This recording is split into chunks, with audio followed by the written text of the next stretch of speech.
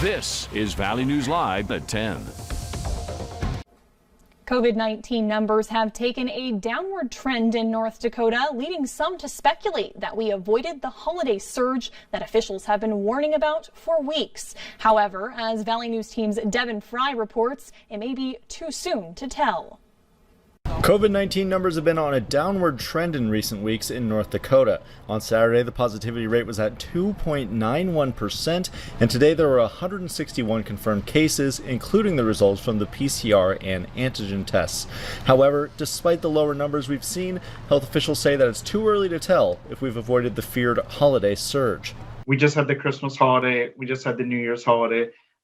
Many people traveled and are coming back now or just came back.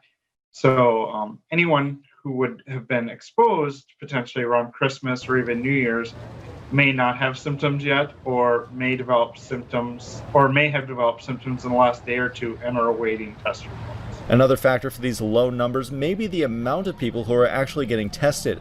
Through the busy holiday season, less people have been getting tested for COVID-19. Our percent positivity has also dropped, which is also encouraging because you would still expect the same proportion of positive individuals to be tested during high testing times and low testing times. Although time will tell if we're out of the woods as far as a holiday surge goes, we are seeing a downward trend in cases locally, and Brenton feels that there's hope on the horizon. With the vaccine, I do think that light is at the end of the tunnel. We have started to look at our second and third priority groups, which is always encouraging. Reporting from Fargo, Devin Fry, Valley News Live. For the latest COVID-19 numbers in our region, just visit our website, valleynewslive.com.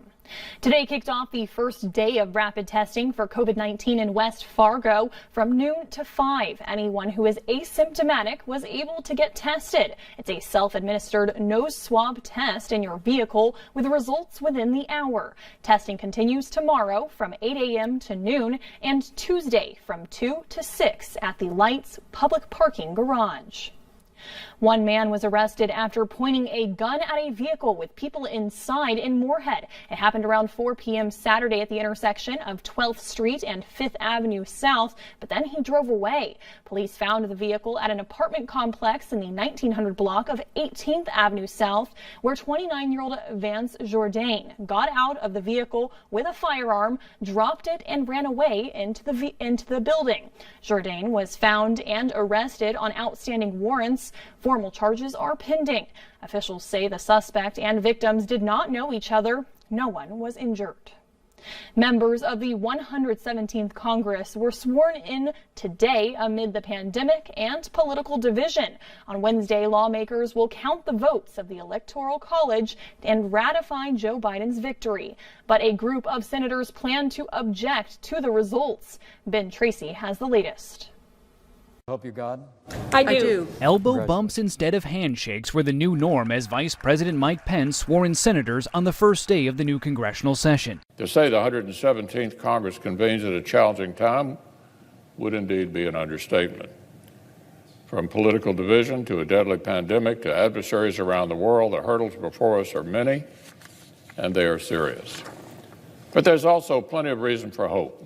The majority leader's message comes as a group of at least a dozen GOP senators, led by Ted Cruz and Josh Hawley, plan to object when Congress ratifies President-elect Joe Biden's 306 electoral votes on Wednesday. But most Republicans are not on board with trying to overturn the election results on President Trump's behalf. This is bad for the country and bad for the party. On Sunday, a bipartisan group of 10 senators released a statement saying the voters have spoken and Congress must now fulfill its responsibility to certify the election results. In audio of a phone call obtained by CBS News, President Trump is heard pressuring Georgia's Republican Secretary of State Saturday to recalculate results of the state's election, which Biden won. And there's nothing wrong with saying that, that you've recalculated.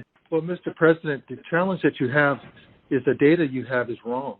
All I want to do is this. I just want to find 11,780 votes. Vice President Pence has also signaled that he supports the attempt by Trump allies to overturn the election results, despite judges across the country and the Supreme Court rejecting dozens of challenges.